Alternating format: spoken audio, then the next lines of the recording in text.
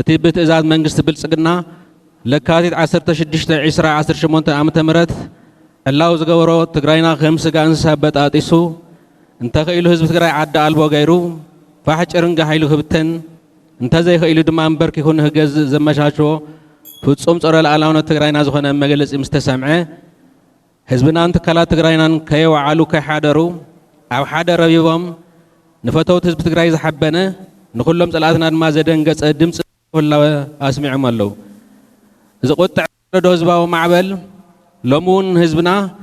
ሰራዊት ትግራይናን ኩሎም ትካላት ትግራይናን ከም ወትሩ ንጸላእትና ዘይቆርጦም ዓረ ምዃኖም ደጊሞም ብዕሊ ምግላጾም ዘለና ዝለዓለ ክብርና ብስሙድብና ህወሓትን ብስመይን ትገልጽ ሓበን ይስምዐኒ። ዝኸበርክንን ዝኸበርኩምን እዚ እከይ መግለፂ ቦርድ መርፃ ኢትዮጵያ ቀንዲ ዕላማ ህዝብታት ትግራይን ኣምሓራ ንዘለኣለሙ እናተዳመዩ ንኽነብሩ ህዝቢ ክልል ኣምሓራ ኣላዒሉ ናብ ጎኖ ሰሊፉን ህዝቢ ትግራይ ንምንብርካብ ዝተዓለመ ሽርሒ እዩ። ይኹን ዳ እምበር ውዲት መንግስቲ ኢትዮጵያ ስለ ዝተረድኦም ብህዝቢ ክልል ኣምሓራ ብሓፈሻ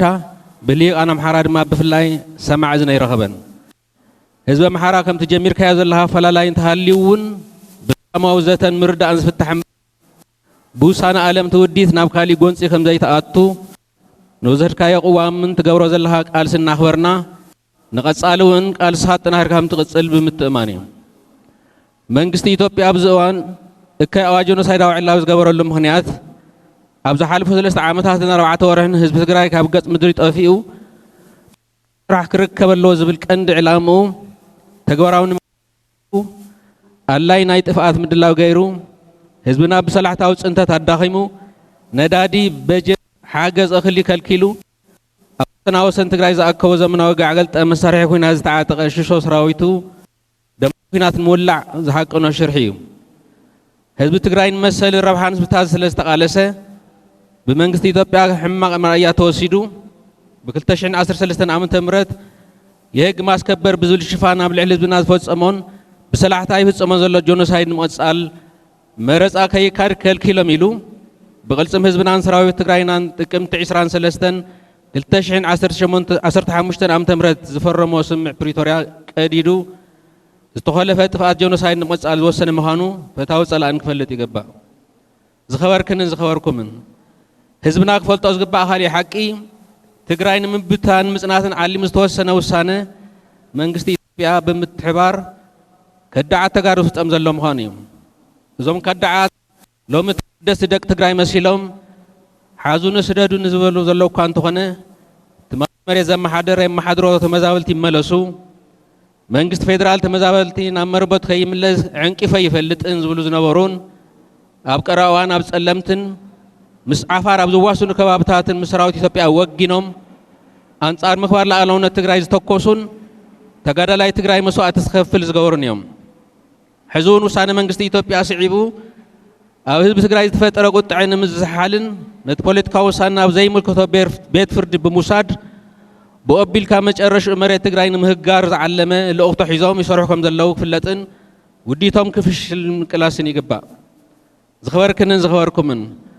ውድብና ህወሓት ሓዊስካ استراتيجيك عمتات تجرينا نسلام كابزل لهم صنع أمنات كند قدي السمع بريتوران كتكبر بولوتوس كاوس أجمع بزاتن مفتاح سعرهم يوم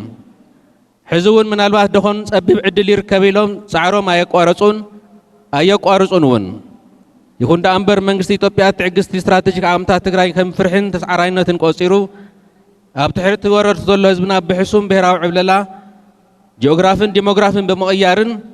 بهراو كبرون مننتو نحديقو جزاتها حدنتو بحيل ملتي منزعو نحن سابن نحوارون استواتها تخت تجرين مفتار أب سدتن فقد قدر كيدان تدربيو مسوقن تسألي لزنبر على 3.5 مليون حزبنا بحمامن تميتني رقفني هاللقن يزلو نتابع مسوات ولودتها تخبيران تعاقبان صنح تجراي بمقراس حزب تجراي بزي مربت أتريفكار نمبت تنزع الموديت بقال سخولنا غفش اللي قبا حزب تجراي إذا خلص توعد شرحين بدل النات فتصمو بتعجستين سلام أو فتح حزب مهز أنزلو واقع خويناتن سلام من دعوة يوصل فلتيو إذا مالت جن كم حزب الناس أنتن مربتون نات أورار رسون سويلو فكر دي مالت هيكونن ህዝቢ ትግራይ ንባዕሉ ጥራሕ ዘይኮነስ ንህዝብታት ዝሃገር ንብሔራዊ መንነቶም ተወዲቦም ክቃለሱ ዓርሶም በዓሶም ከመሓድሩ መስዋዕት ተኸፈለ ህዝቢ ምዃኑ ናይ ቀረባ ታሪክ ዝምስክሮ እዩ። ስለዝኸውን ኩሉ ፈታውን ጸላእን ክፈልጦ ዝግባእ ሓቂ እንተሃለወ ዝቑረስ መሬት ትግራይ ይኹን ዝጠፍእ ህዝቢ ከም ዘይህሉ እዩ። ብመስዋዕቲ ወለዶታት ተዓቂቡ ዝመፀ ክብርን ጅግነትን ህዝቢ ትግራይ ኣብዚ መዋቕል በፂሑ ዘሕፍር ታሪክ ስራሕ ዘበት እዩ። ብምዃኑ እውን ብዕፅምቲ ደቅካ ዝተሃነፀት ውድብካ ሕወሓት ሕዚ እውን ቃልሲ ውኣት ደቅካ ዓቂባ ንምሓዋስ ህልውናኻን ላዕላውነትካን ከምኡውን ንምርጋፅ መሰል ዓርሰ ውሳነ ሃብ ትገብሮ ቃልሲ መሪሕ እጃማ ከም ትዋፃእ ክንራገፀልካ ንፈቱ። ዝኸበርኩምን ትማሊ ሎሚ ይኹን ወትሮ ሕርያ ውድብና ሕወሓት ሓዊስካ ኩሎም ስትራቴጂክ ዓምታት ትግራይና ሰላም ምዃኑ ሕዚ እውን ደጊምና ደጋጊምና ንገልጽ። ይኹን ዳ እምበር ንሕና ጥራሕ ሰላም ስለ ዝበልና ሰላም ክራገፅ ከም ዘይኽእል እውን ንርዳእ ኢና። ስለዚ ሕዚ ኣጋጢሙና ዘሎ ሓደጋ ብሄራዊ ህላወ ብጥሙር ቅልጽምና ንምኽባስ ኣብዞም ዝሓለፉ 3 መዓልትታት ብዝተፈላለዩ መግለጽታት ሎሚ ድማ ኣብ ሙሉእ ትግራይ ቀጺሉን ኣብ ዝተፈላለዩ ወፃኢ ሃገራት ዝነብር ዲያስፖራ ትግራይ ብዝተፈላለዩ ኣገባብ ዝገብሮም ቃልስታት ናብ ጭቡጥ ነገሮ ሓይሊ ብምቕያር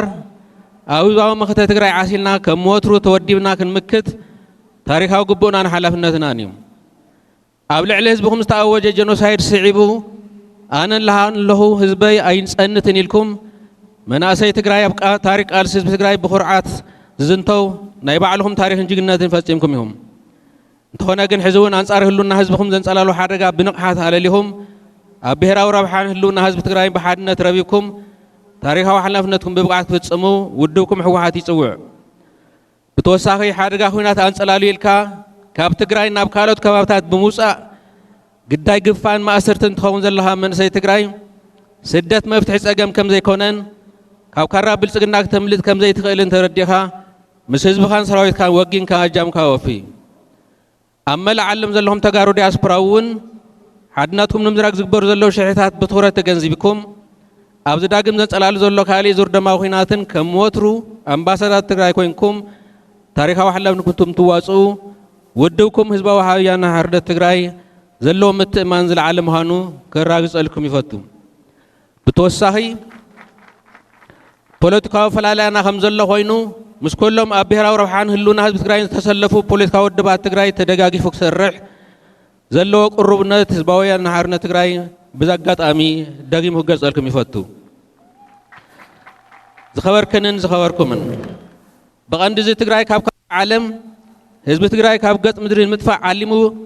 ብመንግስቲ ኢትዮጵያ ንምክያድ ምሽብሻብ ዝግበረሉ ዘሎ ደማዊ ኩናት ንብሔር ብሔረሰባትን ህዝብታትን ኢትዮጵያ ተመሊሱ ኣቃጺሉ ከም ዝውድኦም እውን ንጹህ ህሊና ዘለዎ ሕድሕድ ኢትዮጵያዊ ብዕሊ ክርዳእ ይግባእ።